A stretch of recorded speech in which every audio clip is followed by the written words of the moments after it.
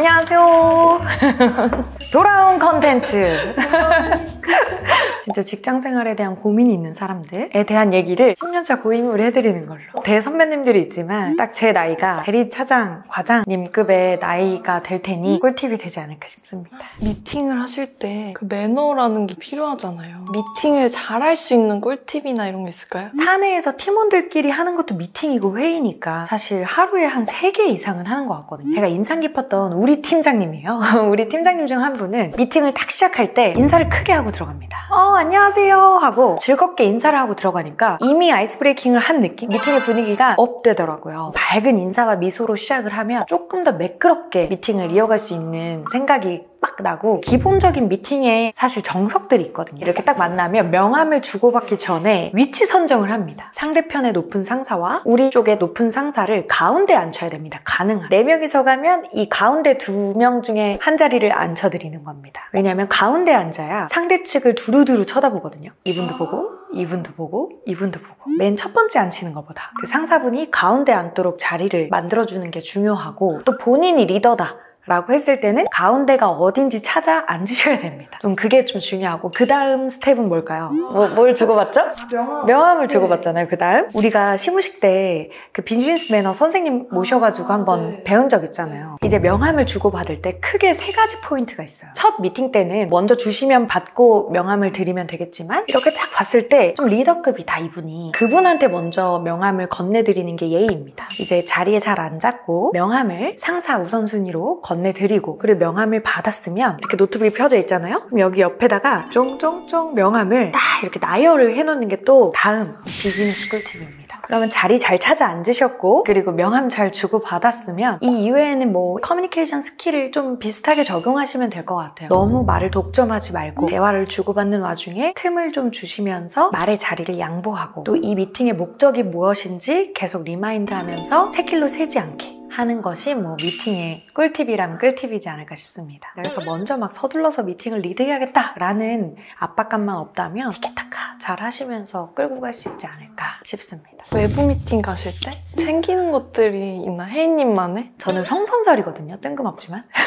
생각보다 사람들은 단순하고 또 선하고 또 귀엽고 마음을 사로잡기가 생각보다 쉽습니다. 또 예를 들면 저희 클라이언트 중에 벤츠 딜러사가 있어요. 그런데 이 벤츠는 미팅을 갈 때 전시장으로 보통 사무실을 갑니다. 고관여 제품이잖아요. 벤츠라는 차량은 정장을 갖춰 입고 간다든지, 왜냐하면 전시장에 고객들이 계시기 때문에 TPO라고 하죠. 상황이나 장소에 맞는 옷을 챙겨 입고 가는 것이 사실 비즈니스 매너의 기본이긴 합니다. 첫인상에 대한 각인이 굉장히 중요하고 높거든요. 근데 뭐 아무리 손짓, 발짓, 표정 중요하다지만 가장 먼저 보이는 거는 내가 차려입은 옷과 정돈을 깔끔하게 한 얼굴이 될 수도 있겠고, 깔끔하게 정리한 헤어가 될 수도 있겠죠. 그래서 커뮤니케이션 요소 중에 중요한 것도 저는 TPO에 맞는 갖춰진 모습이라고 저는 생각합니다. 문자로 주고받는 그런 소통도 진짜 중요한데, 텍스트로 소통할 때 팁 같은 게 혹시 있으실까요? 맞아. 사실 업무적으로 텍스트 커뮤니케이션이 거의 8알이에요. 크게 2가지가 있는데, 메신저에서 커뮤니케이션 하는 것, 메일로 커뮤니케이션 하는 것, 이 2가지일 것 같아요. 메일 커뮤니케이션 같은 경우는 미팅을 끝나고 나서 영업일 기준 6시간이 지나지 않는 시간에 미팅 내용을 정리해서 회신하는 편입니다. 이후에 이어질 미팅의 성사율이라고 해야 되나요? 한 번 미팅 내는 게 되게 귀하잖아요. 그 시간을 유의미하게 치환하기 위해서는 미팅의 내용을 한 번 더 리마인드해서 만나서 반가웠다 라는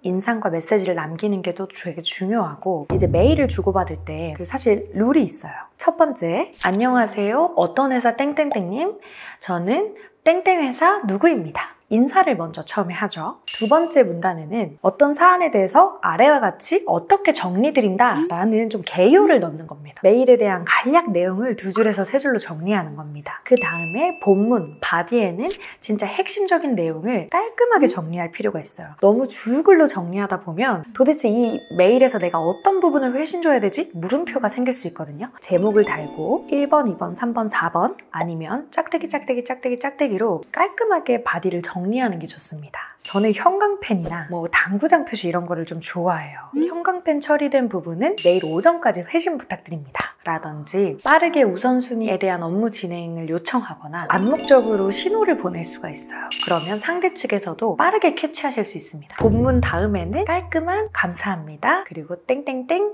드림. 이게 아주 베이직한 업무 메일의 기본이에요. 조심해야 될 언행이나 이런 게 혹시 있을까요? 비즈니스 대면 미팅에서 불필요한 요소들은 있죠. 이렇게 만났다는 거는 한쪽이 100% 이득을 보진 않아요. 너와 나는 서로 공생해야 되는 관계야의 마인드로 시작하셔야 됩니다. 모든 육감이 대면으로 만난다는 거는 굉장히 또 신비로운 일이에요. 다양한 요소들에서 상대는 저를 느낍니다. A라는 문제를 해결하기 위해 만났는데 문제 해결에 포커스를 맞추지 않고 제 자랑, 저의 업적, 그리고 나는 다 할 수 있다. 이런 마인드로 커뮤니케이션을 하면 흥미를 잃습니다. 나는 너의 A라는 문제를 나의 모든 리소스 혹은 내 주변에 소개해줄 많은 사람들을 동원해서라도 너의 A의 문제를 같이 해결할 거야 라는 제스처가 중요할 것 같아요. 고민이 많으신 사회초년생 분들한테 엄청 큰 도움이 되는 질문 주신 것 같아요. 근데 하연이 그거 보셨어요? 더 커뮤니티 봤어요? 그 웨이브에서 역주행했다고 그 사상검증이라는 테스트가 있어요. MBTI처럼. 근데 그 사상검증이라는 테스트를 하니까 제가 생각했었던 저의 성향과 그 테스트를 했을 때 진짜 나온 제 성향이 좀 다르더라고요. 그 MBTI처럼 쉽게 물어볼 순 없지만 나 스스로 좀 테스트해보기 재밌더라고요. 해보시면 좋을 것 같아요. 재밌을 것 같아요.